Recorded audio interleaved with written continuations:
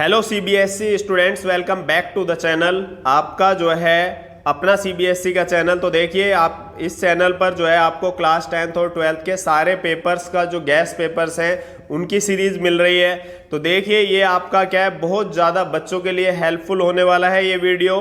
ये टर्म 2 के exam class 10th का जो सामाजिक विज्ञान है या एसएसटी है, जिसका कोड नंबर है 087, इस सब्जेक्ट या पेपर से रिलेटेड जो है आपका ये वीडियो होने वाला है। देखिए, हम दो वीडियो जो है आपको दो पेपर यानी कि गैस पेपर बताएंगे और लगभग उसमें से आपका 25 मार्क्स के आसपास का पेपर आने वाला है। तो आप इन पेपर्स को अच्छे तरीके से देख लिए, बहुत ही इंपॉर्टेंट क्वेश्चंस हैं और ये हमने बहुत ही रिसर्च करके जो है निकाला है। बाकी आपने बुक्स एनसीईआरटी क्वेश्चन आंसर पढ़ लिए होंगे लास्ट टाइम के लिए, ये आपके लिए बहुत ज़्यादा इंपॉर्टेंट है और इससे आपको अपनी तैयारी का लेवल भी पता चल जाएगा, क्योंकि पेपर एग्जैक्टली आपका ऐसा ही उठ के आने वाला है, हल्के फुल्के क्वेश्चंस आपके चेंज होंगे।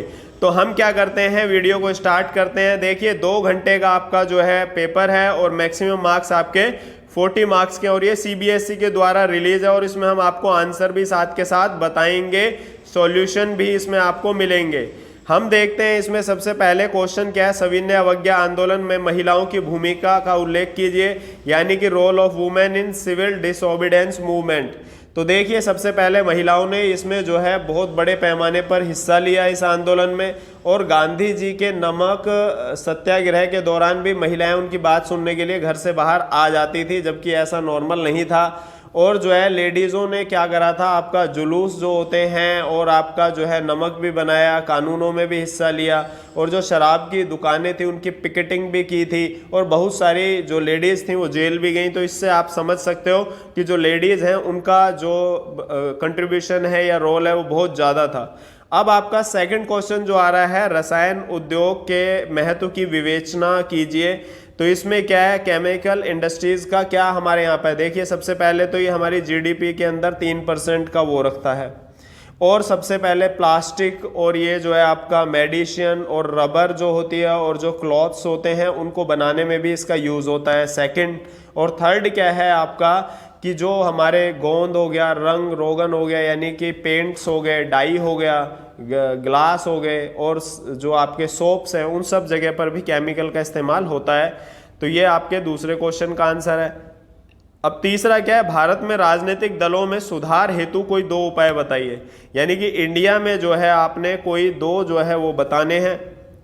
तो इनमें कैसे सुधार किया जा सकता है, सबसे पहले कि जो दल बदल है, एक उससे जो है पार्टी से दूसरी पार्टी में जाके अगर कोई पर्सन चला जाता है तो उसके ऊपर जो है क्या करना चाहिए, कार्यवाही होनी चाहिए। और जो है आपका चुनाव का सरकार खर्च जो है, चुनाव का खर्च सरकार को उठाना चाहिए। और लेडीज़ जो होती हैं उनको भी क्या करना चाहिए, एक फिक्स रेशो के अंदर क्या करना चाहिए, आपका जो है टिकट देनी चाहिए, जिससे वो भी जीत सकें। और जो है जो इंटरनल डेमोक्रेसी होती है, यानी कि आंतरिक कामकाज होता है, वो भी डेमोक्रेटिक तरीके से होना चाहिए पार्टीज़ के अंदर। ये सारी दिक्कत चल रही है आपकी। तो ये तीसरा आंसर भी आपको बता दिया। चौथा फाइनली हम जो है आपको आंसर लास्ट में, वीडियो के लास्ट में भी क्या है, उसके जो है डायरेक्ट आंसर भी हम देंगे आपको। हालांकि इंग्लिश मीडियम में अवेलेबल नहीं हो पाए, लेकिन हिंदी मीडियम में आपको आंसर्स मिल जाएंगे वीडियो के लास्ट पार्ट में। अब क्या है आपका फोर्थ जो आपका आंसर आ रहा है, ये कह रहे हैं कि भाई बैंक ने जो है, अब इसमें जो है आपका क्वेश्चन आ रहा है कि बैंकों ने जो लोन देते हैं उसे क्या कहते हैं, अनौपचारिक कहते हैं, औपचारिक कहते हैं। तो सबसे पहले इसे क्या कहते हैं, आपका औपचारिक। तो इसका आंसर क्या आएगा आपका बी। वस्तु के बदले वस्तु का लेन देन, तो उसे क्या है, इसका आंसर है सी। तो इस तरीके से आप इसके आंसर जो है कर सकते हो चौथे का। अब हम चलते हैं 5th क्वेश्चन पर।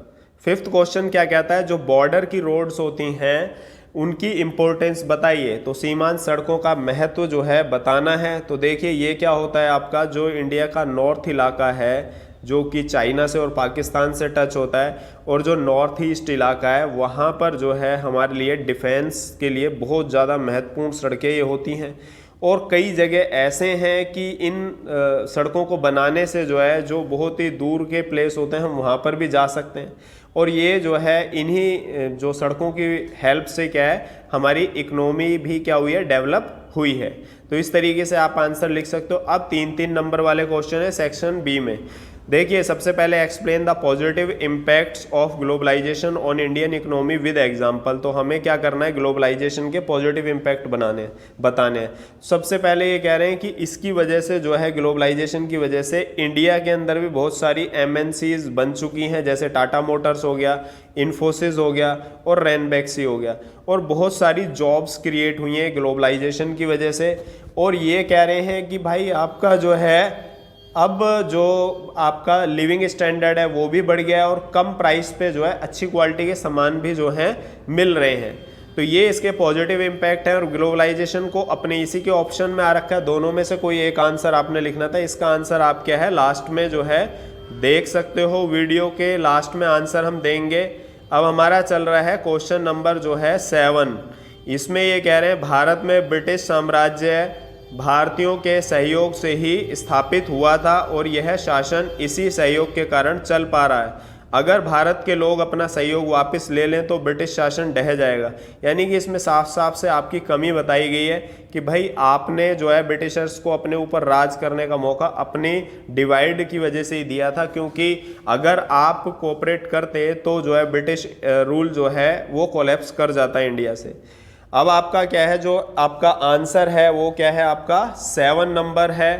तो 7 नंबर में क्या है, तो आपने असहयोग आंदोलन यानी कि नॉन कोऑपरेशन जो आंदोलन है वो उसके बारे में बताना है। तो ये कह रहे हैं जी, फर्स्ट जब वर्ल्ड वार हुआ था तो उस टाइम भारत में जो है आपका टैक्स बहुत बढ़ा दिए गए थे, और ज़बरदस्ती उनको जो है भर्ती की गई थी आर्मी के अंदर, और फूड प्रॉब्लम्स हो गई थी, और इन्फ्लेशन हो गई थी। ये सारी समस्याएं जो हैं आ गई थी असहयोग आंदोलन के कारण, जो है आपके इसकी वजह से आंदोलन करना पड़ा। और रॉलेट एक्ट और जलियांवाला हत्याकांड की वजह से भी बहुत ज़्यादा लोगों में गुस्सा फैला हुआ था।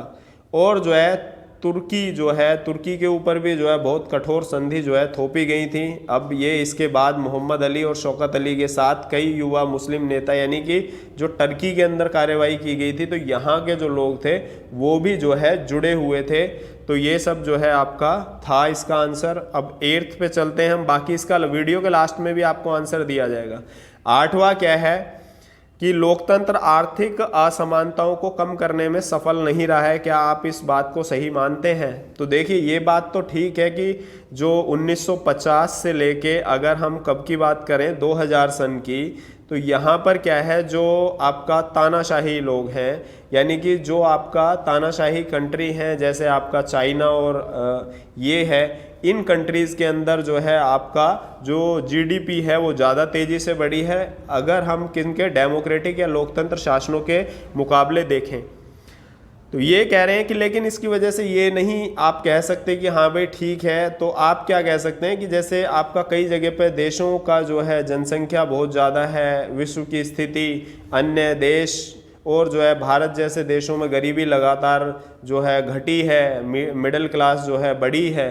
तो ये कह रहे हैं कि असमानताओं को हालांकि ख़त्म करने में नाकामयाब या ज़्यादा अच्छी नहीं हो पाई हैं लोकतांत्रिक व्यवस्थाएं या डेमोक्रेटिक, लेकिन इसके बावजूद भी उनके कई फ़ायदे हुए हैं, तो वो आप इग्नोर नहीं कर सकते। तो इसलिए लोकतंत्र ज़्यादा अच्छा है। अब हमारे पास चलता है क्वेश्चन नंबर जो है आपका 9। तो 9 में देखते हैं कि हम जो है ये आपके 5-5 नंबर के 2 क्वेश्चन आ रखे हैं। तो भाई ये 9 और 10 तो बहुत ही इंपॉर्टेंट है। तो ये कह रहे हैं कि भाई the rise of political parties is directly linked to emergence of representative जो है democracies. Do you agree? Give argument in support of your answer. तो ये कह रहे हैं राजनीतिक दलों का उदय प्रतिनिधित्व पर आधारित लोकतांत्रिक व्यवस्था के उभार के 5 के साथ जुड़ा है। क्या आप सहमत हैं? अपने उत्तर के समर्थन में आंसर दीजिए। तो देखिए इसका आंसर भी आप जो है देख सकते हो। इसमें जो इजी वाला आंसर है वो मैं बता देता हूँ। लास्ट में वीडियो के लास्ट में आपको सारे आंसर मिलेंगे, ऊपर के ऑप्शन के भी नीचे के भी, लेकिन इसमें आसान ये है वर्तमान में राजनीतिक दलों के समक्ष चुनौतियाँ बताइए। तो यानी कि इनके सामने जो है क्या चुनौतियाँ आ रही हैं। तो आप देखेंगे कि इसके अंदर जो है आपका क्या है, जो पार्टियों के भीतर क्या है, सबसे पहले तो आपका डेमोक्रेसी नहीं है, कुछ 1-2 लीडर्स के हाथ में ही सारी पावर चली जाती है। वंशवाद की चुनौती आप देखेंगे कई जगह पर, एक पार्टी के पहले फादर होते हैं, फिर उसके बच्चे होते हैं, फिर उसके बच्चे होते हैं, फिर उसके बच्चे होते हैं, वही क्या कर रहे हैं, पार्टी के अंदर हेड बनते चले जाते हैं। तो ये वाली भी जो है आपकी पॉलिटिकल पार्टियों के सामने समस्या है। और कई बार एकदम नया नेता चुनने का विकल्प भी नहीं होता, क्योंकि वही थोड़े से नेता हर दल में आते जाते रहते हैं। तो यानी कि क्या होता है कि पार्टियों के सामने जो है अपना जो टॉप लीडर है वो चुनने में प्रॉब्लम आती है। और पार्टियों में क्या है, जो मनी मसल्स है और जो है आपका अनसोशल एलिमेंट्स हैं, उनकी जो है पकड़ बढ़ती चली जा रही है। तो ये सारी प्रॉब्लम जो है आपकी आ रही हैं। आप इनका आंसर और अच्छे तरीके से बना सकते हो। बाकी आपको आंसर हम इस वीडियो में भी देंगे।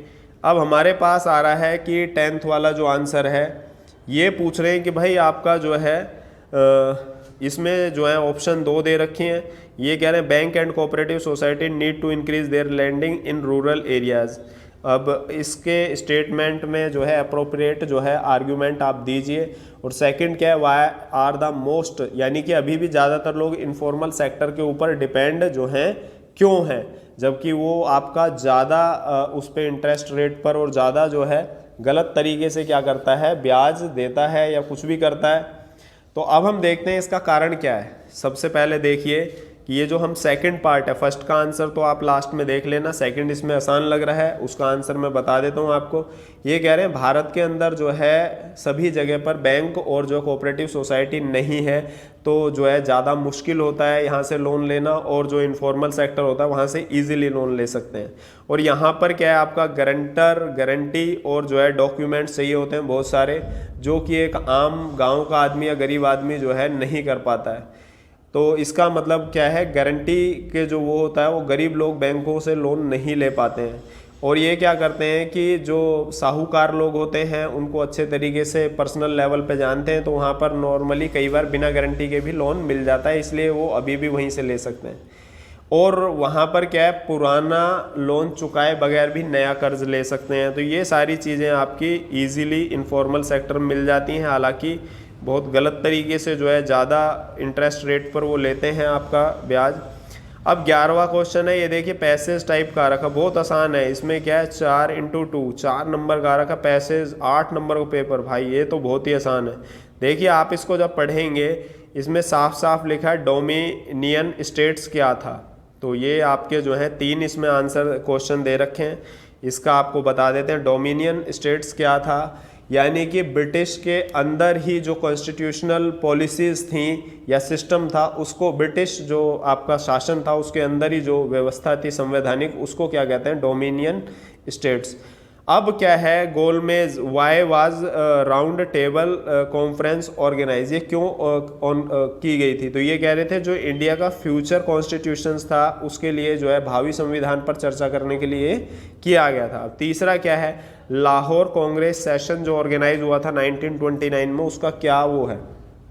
तो ये कह रहे हैं कि यहाँ पर जो है क्या है, औपचारिक रूप से क्या है, कांग्रेस के लाहौर अधिवेशन को मान लिया गया था। और ये अधिवेशन ये तय किया गया था कि 26 जनवरी 1930 को अब हम क्या है, इंडिपेंडेंस डे के तौर पर मनाएंगे, और उस दिन जो है लोग पूर्ण स्वराज के लिए शपथ लेंगे। तो इसलिए बहुत मेन जो है डे था। अब हम चलते हैं आपका अगले क्वेश्चन पे जो 12वां आ रहा है। इसमें कांडला एयरपोर्ट के बारे में, ये भी पैसेज के फॉर्म में है। तो ये देखिए 8 नंबर, ये हाथ से नहीं जाने चाहिए। अब आपका क्या है, why was Kandla port develop, क्यों कांडला पोर्ट को डेवलप किया गया था। कि ये कह रहे हैं कि स्वतंत्रता के बाद कराची पतन की कमी को ख़त्म करने के लिए, और मुंबई से, क्योंकि कराची चला गया था पाकिस्तान, और मुंबई से होने वाले व्यापारिक दबाव को कम करने के लिए गुजरात में कांडला ये पोर्ट जो है डेवलप किया गया था। अभी जो जवाहरलाल नेहरू पोर्ट है, ये क्यों डेवलप किया गया था। तो ये कह रहे हैं मुंबई पतन पर बहुत ज़्यादा, जो मुंबई का पोर्ट था उस पर बहुत ज़्यादा आपका वो था, इसलिए इसको जो है पास में ही क्रिएट किया गया था जो जवाहरलाल। तो दोनों के लॉजिक लगभग सेम थे। अब how are ports important for development of economy, क्योंकि ये क्या करते हैं, इंडिया के 95% जो है जो ट्रेड होता है या व्यापार होता है वो इनके थ्रू होता है। तो इसलिए बहुत ज़्यादा जो है आपका ज़रूरी है जो हमारा विदेशी व्यापार होता है। अब हमारा 13 क्वेश्चन है। 13 में क्या है, 3 नंबर का ये आपका क्वेश्चन आ रखा है 1 × 3। तो 3 नंबर के आपके ये आ रखे हैं जो मैप वर्क है। तो हम देख सकते हैं इसमें साफ साफ लिखा था place where Mahatma Gandhi started जो है पीजेंट सत्याग्रह। तो ये कहाँ पर जो है आपका स्टार्ट किया था पीजेंट सत्याग्रह, तो ये सबको पता है, ये खेड़ा में किया गया था, खेड़ा, और ये है कहाँ पे, गुजरात के अंदर। तो आप इसको देख सकते हैं। अब हमारा जो है दूसरा ये दे रखा है कोची पोर्ट, तो इसके बारे में भी हम आंसर बता देते हैं। इसमें कोची पोर्ट तो आपको देखिए स्टेट्स तो पता होनी चाहिए, ये 3 नंबर आपके फ्री के हैं। कोची पोर्ट जो है कहाँ पर है आपका, तो ये आपका कोची जो है ये केरल के अंदर जो है आपका जो है। और नेताजी सुभाष चंद्र बोस इंटरनेशनल एयरपोर्ट ये कहाँ पर है आपका, ये आपका कोलकाता में है, यानी कि वेस्ट बंगाल के अंदर है। तो इस तरीके से, और ये कलपक्कम जो है आपका ये दे रखा है, तो ये भी आपका क्या है, इसको चेक कर लेना। इसका आंसर भी जो है आपको ऊपर वाले में से हमने किसी एक का बताना था, कलपक्कम वाले को केरल या तमिलनाडु में, आप इसको एक बार चेक कर लेना। तो ये इस तरीके से आपका पेपर है। बाकी जो है आपका ये जो नीचे जो दे रखा है, ये दे रखा है आपका विजुअली इम्पेयर, जो ब्लाइंड पीपल्स होते हैं उनके लिए ये पेपर है। तो आपका जो पेपर है वो नॉर्मली यहीं तक फिनिश हो जाता है। तो आई होप आपको पेपर समझ आया हो। तो अब आप इनके आंसर देख सकते हैं। देखिए पहले का आंसर ये है और दूसरे का आंसर ये है। सारे क्वेश्चंस के आंसर आपको इसमें मिलने वाले हैं। और ये तीसरा जो है आप आंसर देख सकते हो, और इसी तरीके से फोर्थ और ये फिफ्थ भी आप जो है देख सकते हो। जैसा कि हमने कहा था वीडियो के लास्ट में आप इनका जो है आंसर आपको मिलेगा, तो आप स्क्रीनशॉट लेके आंसर देख सकते हैं। छठे क्वेश्चन का आंसर देखिए, आप इनको पढ़ के चले जाइए, 100% आपके पेपर में जो है हेल्पफुल होगा। 2 पेपर केवल जो है आपका, एक ये पेपर, एक और वीडियो आपका जो है डलने वाला है। अब ये आपका जो है ग्लोबलाइजेशन के ऊपर दे रखा है, तो आप इसमें भी देख सकते हैं। 7वां जो है, 7वां भी आप आंसर देख सकते हैं। 8वां लोकतंत्र और आर्थिक जो है असमानता के ऊपर है। 9th का भी आप स्क्रीनशॉट ले सकते हैं। ये देखिए यहाँ तक इसका आंसर है, और ऑप्शन में एक और भी दे रखा है, जो आपको आंसर अच्छा लगे आप देख सकते हैं। और ये 10th जो है आपका 10th भी दे रखा है। और ये जो है तो बहुत सारे प्राइवेट स्कूल के बच्चे और केवी के स्कूल और इवन गवर्नमेंट स्कूल के बच्चों को ये पेपर नहीं अवेलेबल हो पाए हैं, इसलिए हम ये जो है आपको इसके क्वेश्चन और आंसर अवेलेबल करवा रहे हैं। ये आपका 11th पैसेज है, ये 12th का पैसेज है जो आपका पैसेज की फॉर्म में था, और ये मैप वर्क था जो आपका ये दे रखा है। तो इस तरीके से आपका ये पूरा का पूरा पेपर जो है आप देख सकते हो। तो आई होप आपके लिए ये वीडियो बहुत हेल्पफुल होगा। अपने फ्रेंड्स में शेयर कर दीजिए वीडियो को, और अगर आपको हमारी मेहनत पसंद आई है तो चैनल को सब्सक्राइब कर लीजिए। और आपके एग्ज़ाम के लिए best of luck. Thanks guys.